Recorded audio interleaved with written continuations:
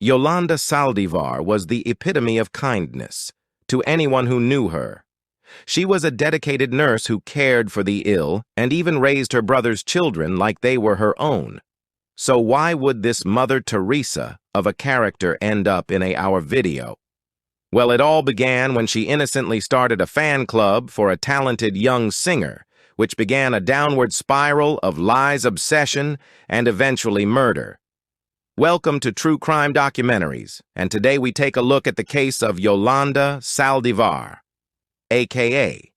the fan club killer. Thank you. Yolanda was born on September 19, 1960 in San Antonio, Texas, to parents Frank and Juanita Saldivar. She was the youngest of 8 children who all lived together in their modest-sized home while her mother didn't work. Her father worked as the head waiter of a Mexican restaurant that can be found on the West End. Yolanda was a clever girl by all accounts and attended 3 unique elementary schools throughout the Edgewood School District. After graduating from elementary school, she enrolled at Kennedy High School before transferring to Holmes High School.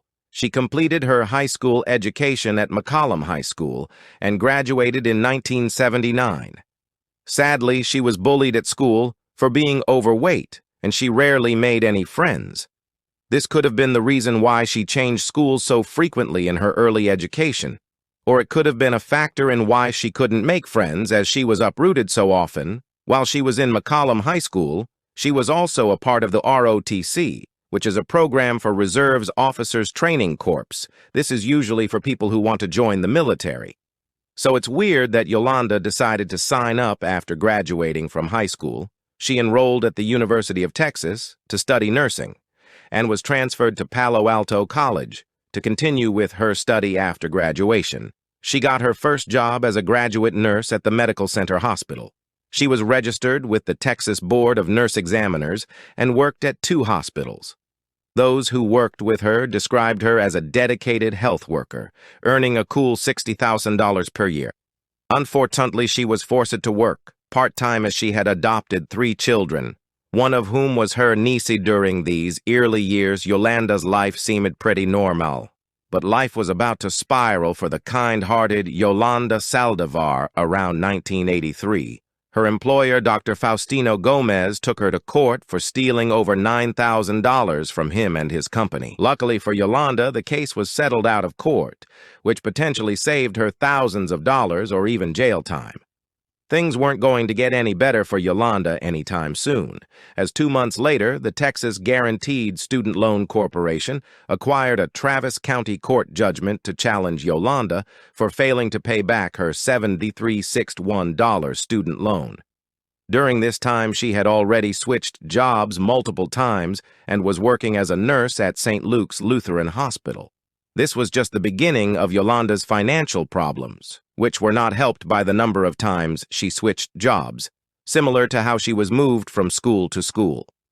In her younger years, over the span of 4 years, she switched to 2 other hospitals. It was in her last position that she began to lose interest in healthcare and began focusing on another love, music. In fact, she began getting involved and attending many live concerts in the local area and beyond later. She would comment that her favorite concert of all time was Shelly Laris, concert that was held in her hometown of San Antonio. It was this event that gave her the idea to start a fan club for the artist. Unfortunately, she couldn't get permission to start the club, as Shelly's father turned down the request. This forced the music lover to look for another artist to dedicate her time and effort to, a dedication that soon turned to obsession. With that being said, it wasn't always that way. In fact, Yolanda had to be convinced by a couple of her friends to listen to singer Selena.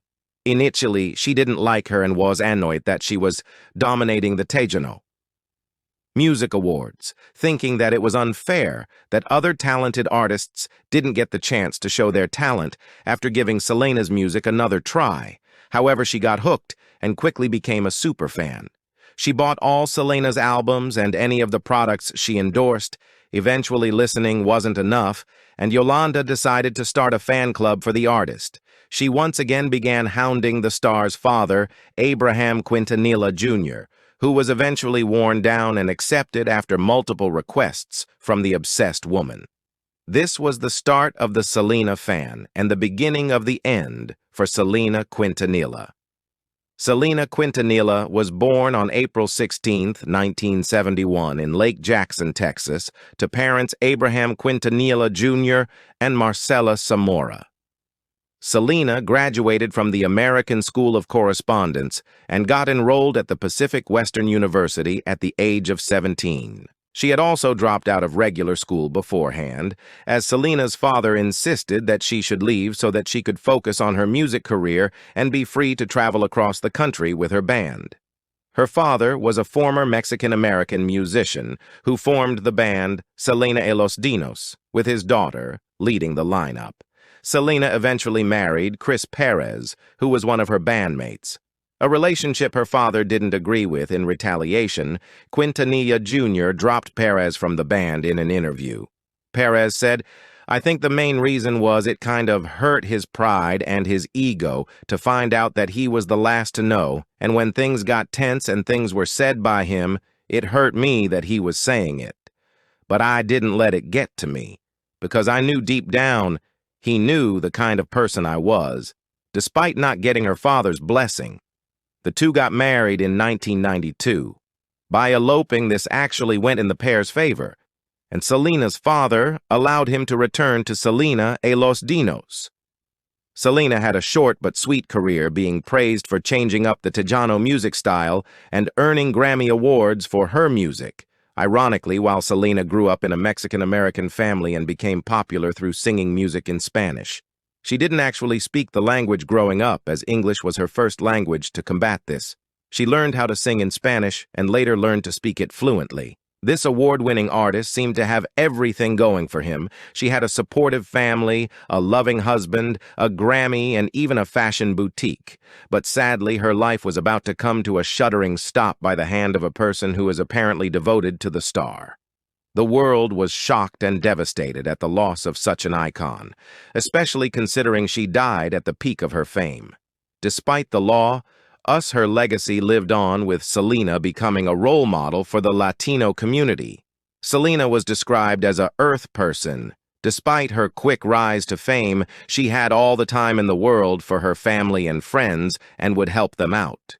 If they asked, she was also an animal lover with 5 dogs of her own, as well as an aquarium in the headboard of her bed in a python. On one occasion, she accidentally hit a wild rabbit with her car and paid $300 to save its life. Even though Selena Quintanilla died decades ago, her unwavering legacy still carries on. In 2017, she was initiated into the Hollywood Walk of Fame.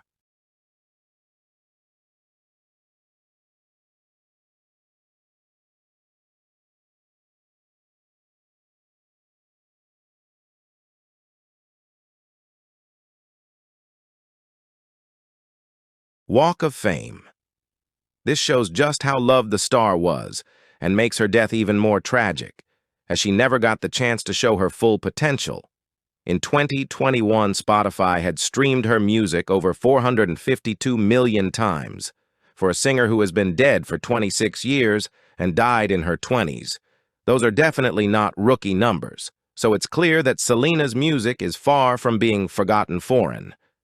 The fan club was fairly successful for its time, keeping in mind that the internet boom was yet to come by 1993. The club had grown to around 1,500 members, and by 1995 had over 4,000 members. It quickly became the largest fan club in San Antonio, which led to the Quintanilla household being incredibly impressed with the work of Yolanda.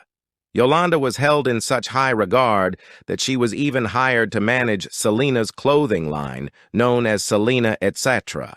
While things seemed to be going well, Yolanda's past came back to haunt her in the spring of 1995, when she was caught with her hand in the cookie jar and was proven to be taking money from the business and boutique lines. In total, she had embezzled $60,000. This led to Yolanda being fired and invited to speak with Selena after she refused to hand over the company's financial records. Now the obsessed Yolanda, who is equally obsessed with making money, wasn't a fragile state of mind, to say the least. Her idol saw her as the petty thief. She was and wanted nothing else to do with her.